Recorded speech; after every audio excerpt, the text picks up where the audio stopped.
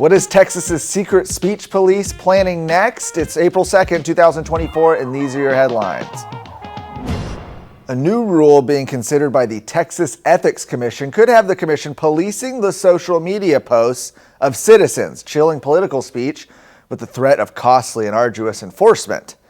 So Texas election code generally requires political advertising to contain a disclaimer. You've seen these on campaign mailers, radio ads, etc.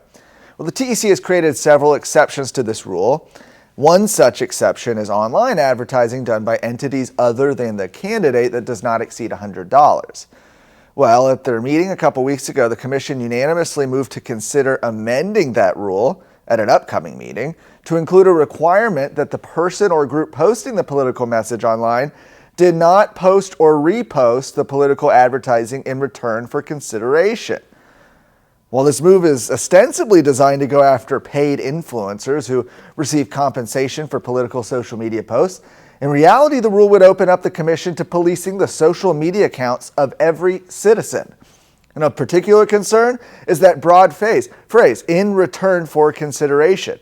Well, under this framework, a simple retweet from an elected official could place social media users in the crosshairs of the TEC, which is an expensive and draining process that has turned citizens away in the past from political engagement. Tony McDonald, a campaign finance attorney, says the move is another attempt to shut citizens out of the political process. He said the TEC is now trying to establish even greater power for themselves, using a law that has long been declared unconstitutional to target Texans who speak on social media websites and spend less than $100 to do so. And it's those citizens, McDonald says, that are the target of this latest proposal. So this is not aimed at big political actors who have lawyers. It's aimed exclusively at the little guy who spends almost nothing. He went on to say the TEC is evil, the rule is evil, and the results will be evil. And while the commission did not set a timeline, an exact timeline anyways, for when they would consider giving potential final approval to the rule, it could be as soon as their next meeting in June. Texas authorities have arrested 79 illegal aliens on rioting charges in connection with a March 21st incident where a group rushed National Guardsmen at the border in El Paso. New York Post reporter Jenny Terr wrote on March 27th that Texas arrested 9 illegal aliens over the incident and charged them with inciting a riot, damage of property of over $2,500, and assault. Later reported 2 days after that a source told her authorities arrested 70 more illegal aliens on misdemeanor rioting charges. At the time, sources said Immigration and Customs Enforcement were keeping another 200 aliens in custody awaiting state charges.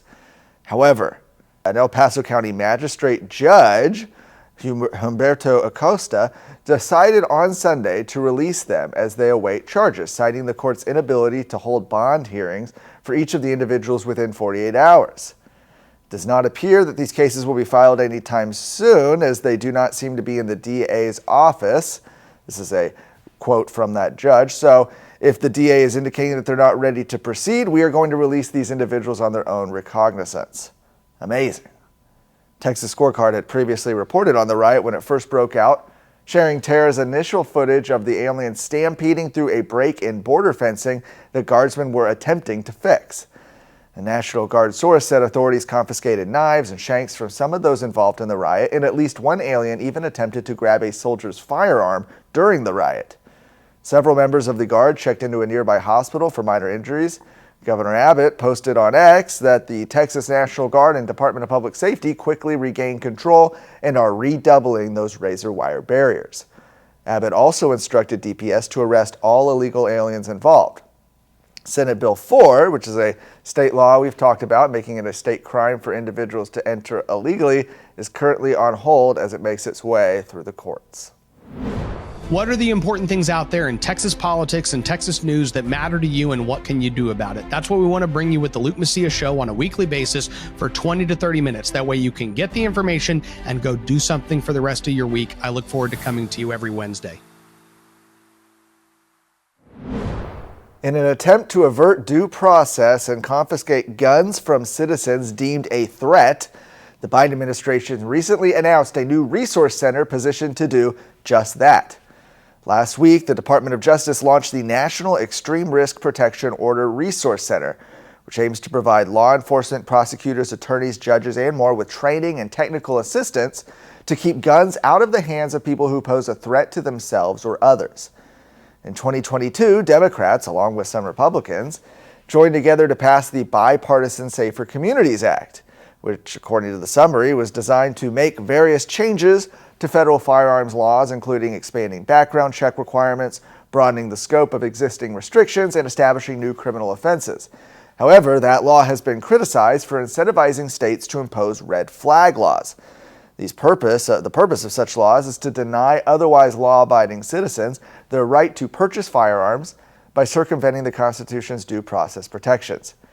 Chris McNutt, the president of Texas Gun Rights, told Texas Scorecard that Biden is attempting to disarm law-abiding citizens, and Texas needs to lead the way in pushing back against these policies. For more of today's stories, go to texasscorecard.com.